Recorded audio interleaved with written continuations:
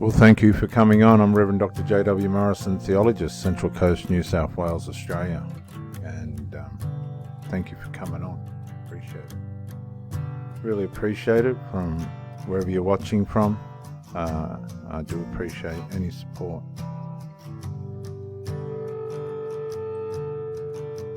One of the things that has captured my attention lately is not just emotional incest or emotional enmeshment, the golden child scapegoat family dynamics, the narcissistic mother or the covert narcissistic family, has been narcissism in itself. And I do acknowledge Professor Sam Vaknin. For those of you that don't know who he is, let's have a look.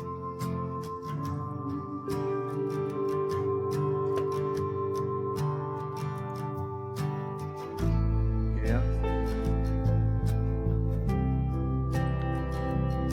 Professor Sam Vaknin. This man in 1995, I believe, came up with the word narcissism and has since been prolific with the teachings on it, and many people have come off the back of what he has learned. An amazing man, very amazing man. Professor Sam Vaknin, my acknowledgements to him. Well, for me, I'm just a Australian who became a minister. I was a bricklayer. I was a slaughterman, believe it or not, when I left school. I failed at school and became a slaughterman, which was a terrible job. I wouldn't wish it on anyone, definitely not for the faint-hearted. Killing things and chopping things up and all the stuff that comes with that. I learnt quick at the age of 16, 17 what being a man was and what being a man wasn't, what the object of work was and what money was meant to be for. And I can't say I haven't wasted money on motorbikes and cars and things, but I learnt quick, and I bought my first house when I was 18. At the age of 21, I looked out the slaughterhouse window and there was a crack there, and I thought, I can't do this for the rest of my life. There was a job there that you'd get sent over to the trucks where the animals got injured on the trucks and they'd be half alive and broken legs and some would die in the trucks. Called the dead house. It was called the dead house. And when you got sent to the dead house, it was horrible. You're on your own, there's no work mates with you, you've got animals dying all around you and you're chopping them up, you're slaughtering them, the whole thing. And that has an impact on your life, it really does. It played on me, but it taught me that life can put you in some situations that you would never dream of. I used the horror of those days to mature. I can't say it was easy. I had a lot of conflict and a lot of confrontations, and I learnt from those confrontations. I remember after working in all the blood and stuff, everyone would shower in the same showers, and I learnt from the men how to groom myself and look after myself. I also learnt from the men how to not look after yourself through alcohol and drugs and things. At a very young age, I figured that the way to live is like your parents. Just find someone to love and do the best that you can with that person. But that hasn't worked for me. So far it hasn't worked for me. I've just had another breakup 4 months ago, which I initiated through complex reasons that have led me through this journey of moving a little bit away from theology and Christian psychology, more into the area of narcissism and emotional incest and things like this that seem to be dominant now in our society, and these things are affecting people at tremendous levels, where some people are recovering. Many people are losing their relationships through not being aware excuse me, through not being aware themselves that they're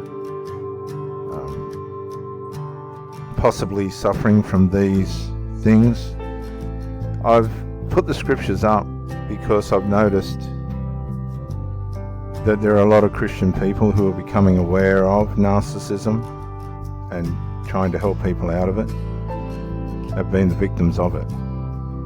And I think by just bringing some scriptures after what I've learnt from the scriptures and what it's done for me and how it's helped me to be able to discern if my relationship is heading in the right direction or not, and to have the courage to just walk away where need be.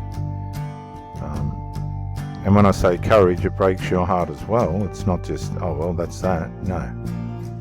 It's been 4 months of, and years, all the other breakups before that. There's never an easy one.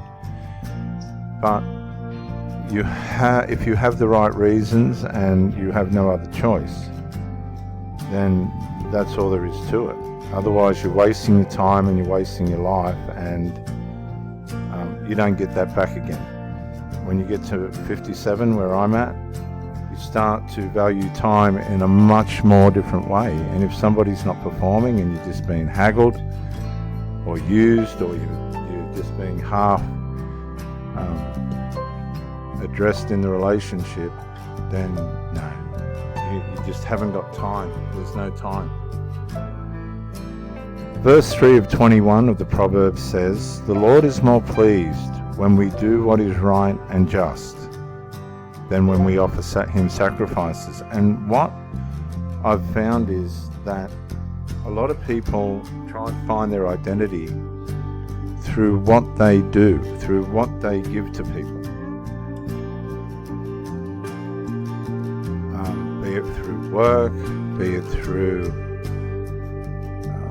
their domestic life. But what I'm finding is a lot of it is enabling dysfunction, and can be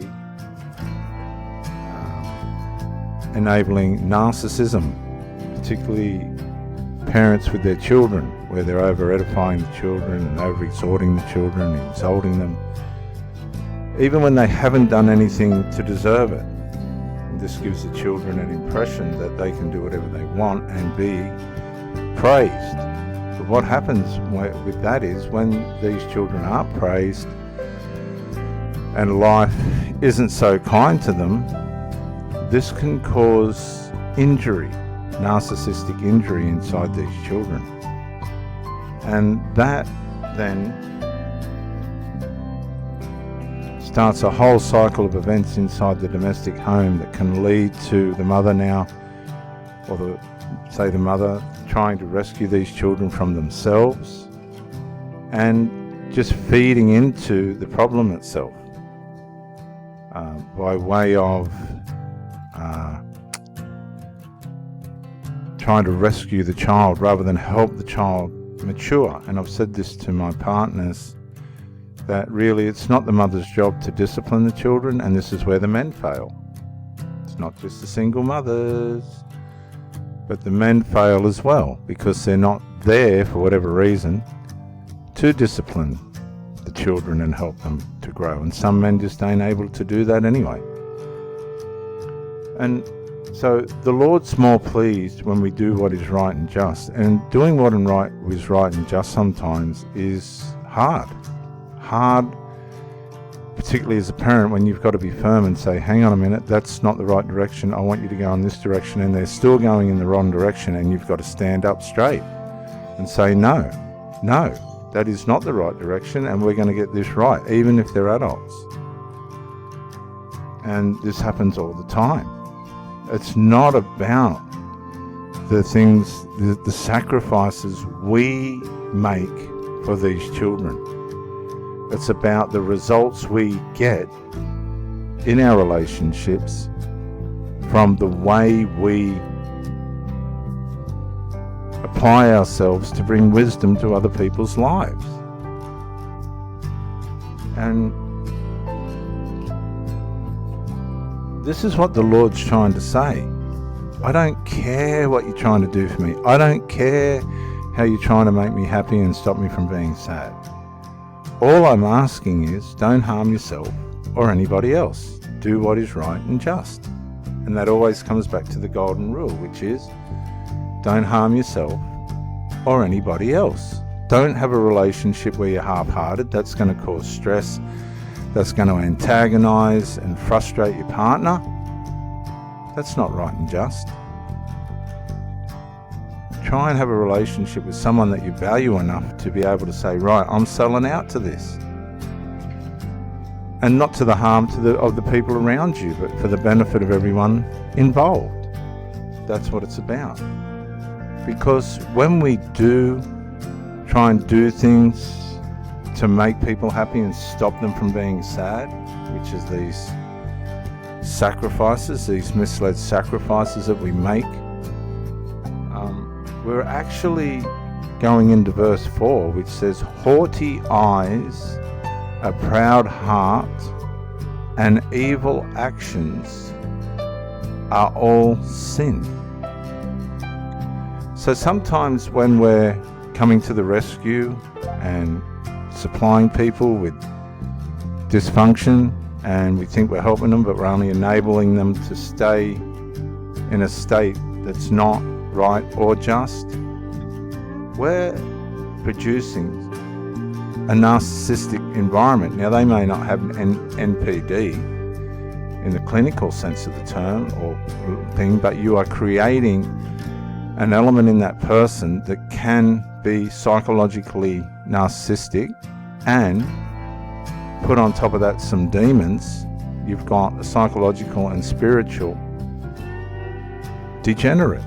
They're going to degenerate. Whatever they touch will collapse around them. Haughty eyes, a proud heart, and evil actions are all sin. Now, evil actions you may not necessarily see, and these sacrifices from verse 3 you may not necessarily see. A lot of this stuff is covert. It's stuff you don't see. It's happening in the emotional, spiritual, psychological realm. And it's working in a way that's producing pride, eyes that are haughty. I've watched a couple of videos today about when people's eyes go black. Well, just for the record, I've made love to women and their eyes have turned black in the heat of it all. Black. From brown or blue, green to black. And I've just gone, oh, well, whatever's going on is going on. But I've seen it with my own two eyes. I've seen women's eyes go black in the middle of the sexual act. Black, pupil, the whole eye, black. Make of that what you will.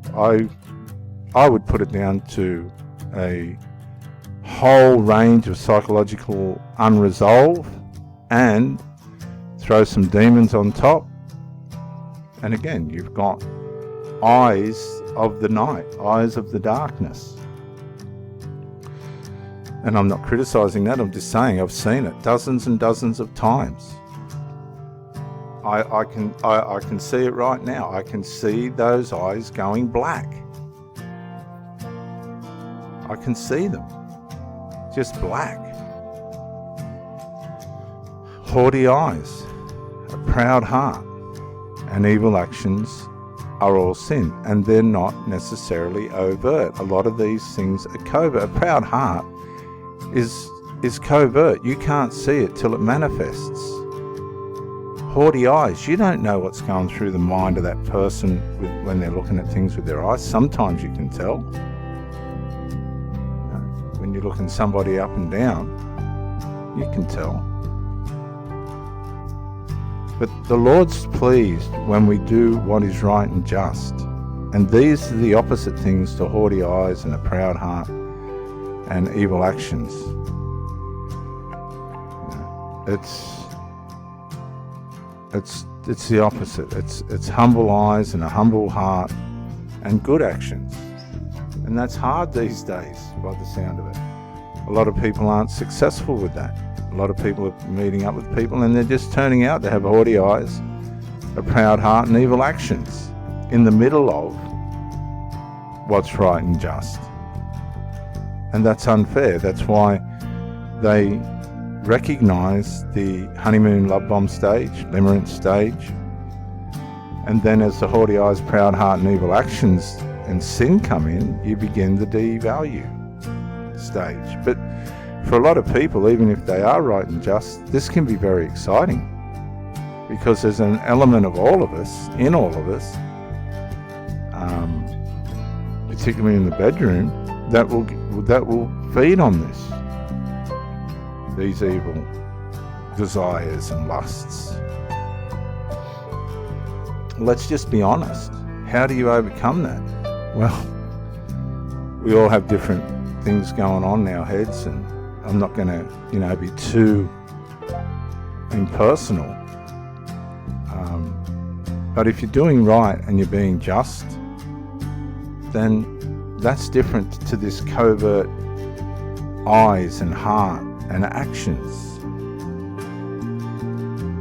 It takes tremendous discernment to know what's really going on in the mind of someone.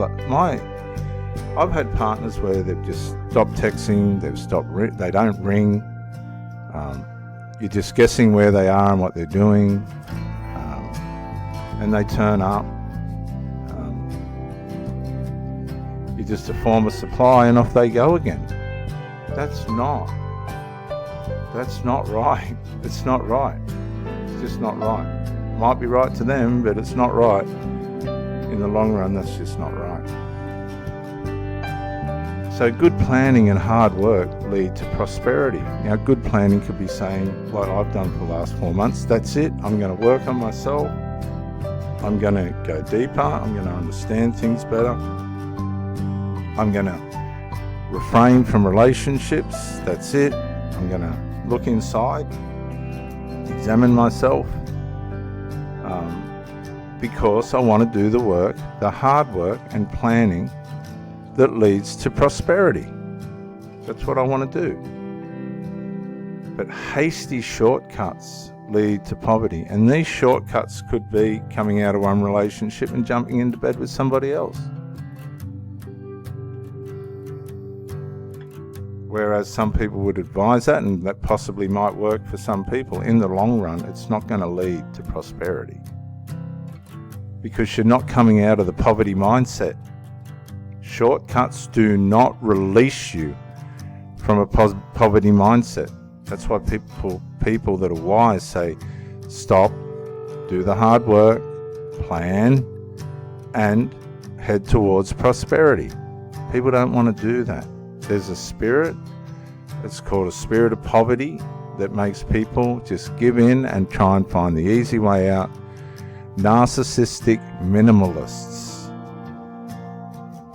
It's horrible. Narcissistic minimalists.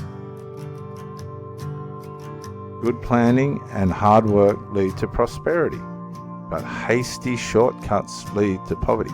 The Bible just says it how it is, doesn't it? It really does. So let's wrap up there. We'll go through these 3 passages again. The Lord is more pleased when we do what is right and just, and that means to not harm ourselves or anybody else, which is to love your neighbour as yourself, than when we offer him sacrifices. He's not interested in what we do or don't do to try and make him happy or stop him from being sad. And that comes down to the finished work of the Lord Jesus Christ. We just believe in that. But when we do, and this is amazing, this is Romans 7, when we do try and make God happy or stop him from being sad by what we do and don't do, we end up with haughty eyes, a proud heart, and evil actions. We end up in sin. Romans 7. Read Romans 7. Work out what Paul was talking about. And of course, good planning and hard work lead to prosperity. And that doesn't necessarily mean your job. It means within yourself as well. And hasty shortcuts lead to poverty. The narcissist tries to find the easy way out. and they'll try and condition you to accepting a minimal effort in the relationship and condition you to accepting that so that they can live a double life. You'll be a primary source of supply, and they'll have other sources of supply outside your relationship. Now that could be another person or persons, it could be children, it could be pets. But you are only a form of supply, and the way you can tell, if they're not beside you, if they're not wanting to be there with you building, that's it. You're just a form of supply, and you either accept it or you reject it. I've come to the point now in several relationships where I've looked at the situation and gone, this is so pathetic. I'm not giving my strength and energy to this anymore. I don't want to give my intimacy to this anymore. No. And I've warned and I've tried to communicate. The problems haven't been resolved and you break down. And I'm sure many of you have experienced this as well. Good planning and hard work within yourself, dealing with yourself, lead to prosperity. I'm Reverend Dr. J.W. Morrison, theologist. Thanks for coming in, and bye for now.